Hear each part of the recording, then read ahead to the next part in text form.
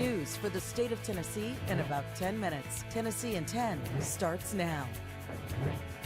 Good morning and thanks for joining us for Tennessee in 10. I'm Amanda Hara at WSMV in Nashville. A controversial plan would allow Tennessee to pay for thousands of kids to go to private school. Governor Bill Lee is expected to reveal all the details in this plan today. His proposal includes $7,000 vouchers for up to 20,000 students across the state to attend private schools. It's meant to give parents and students a choice in their education, especially families that can't afford another option. Some worry the voucher program would take money away from public schools. That's because schools get money from the state based on each individual student. We would like to offer educational opportunity and choice to all students across the state, no matter what their family income and or their particular status is. What you find with voucher programs in other states as well as Tennessee, an overwhelming majority of the students who use the vouchers are already in private school. So it's just a additional benefit or a tax break essentially. Governor Bill Lee is expected to reveal more details about his plan today at 2 o'clock. Well, kids were reportedly locked alone inside cells for days at a Tennessee Juvenile Detention Center. And now a state lawmaker is calling for an audit. Here's Harry Sullivan at WVLT in Knoxville. Well, lawmakers say DCS needs to keep a close eye on juvenile detention facilities all across the state after a situation in Knoxville. The claim stems from an article in ProPublica saying the center keeps inmates in seclusion for far too long. Lawmakers say DCS needs to keep a close eye on the practices at these juvenile facilities in Tennessee. Knoxville Rep. Gloria Johnson is one of the lawmakers requesting the audit. There's so much research and studies on how to turn them around. But using solitary and these backwards methods have nothing to do with it.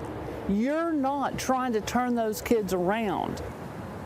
DCS says they're taking immediate action to address the concerns at the center. The chair of the Juvenile Center says this is the first time he's heard of the facility putting inmates in seclusion too long. He also says sometimes certain measures are needed to protect all of the inmates from serious harm. Well, the case against a Memphis area teacher accused of rape will move forward. Enough evidence was presented to warrant charges against Alyssa McCommon. She's actually been arrested a few different times, most recently for contacting the victim, claiming she was pregnant. That was right after getting released on bond. The main focus of a hearing yesterday was to determine how old the child was when the alleged rape happened. Prosecutors say the child was 12, but McCommon's attorneys say he was 13, and that could have changed the charges.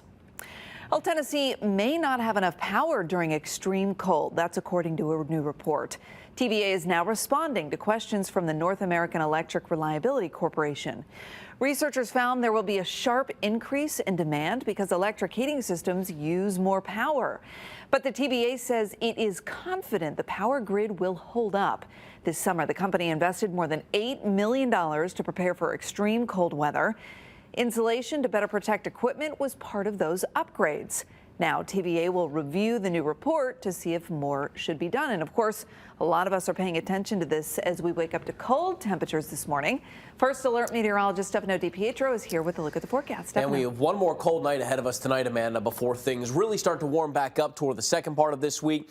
But that warm up will come with some rain. So as we head through our afternoon, there will be spots that stay in the 30s today, but mostly it'll be lower and into the mid 40s. At least we are going to have plenty of sunshine. Tonight, most of the area drops into the 20s with the exception of West Tennessee. Memphis and Tiptonville will stay in the mid 30s. 26 Nashville. It's 22 in Knoxville, Chattanooga 25. Some of the higher elevations in the plateau could even end up dropping down into the teens. But a better warm up tomorrow afternoon. We'll have good sunshine once again, and most of the areas in the 50s, and some areas out in West Tennessee may push near 60. Now, the party's over by the end of the week. Late Thursday into Friday, rain is going to move in. Keep in mind, this is rain we could really use across the entire state, so we'll keep that going as we head through the weekend as well. The bulk of the rain will taper off as we go into our Saturday morning and afternoon. So a very dry Saturday Second round of moisture comes in on Sunday, and a couple of those showers will linger Sunday afternoon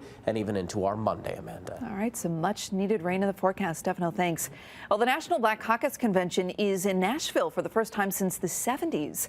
Lawmakers are talking about policies on affordable housing, gun violence, and improving HBCU funding. A panel is also looking at ways to support black farmers. Well, thanks for joining us for Tennessee in 10. We'll see you back here tomorrow morning with the big headlines from across the state. Have a great day. This is Tennessee in 10, streaming your news and weather across the state in about 10 minutes.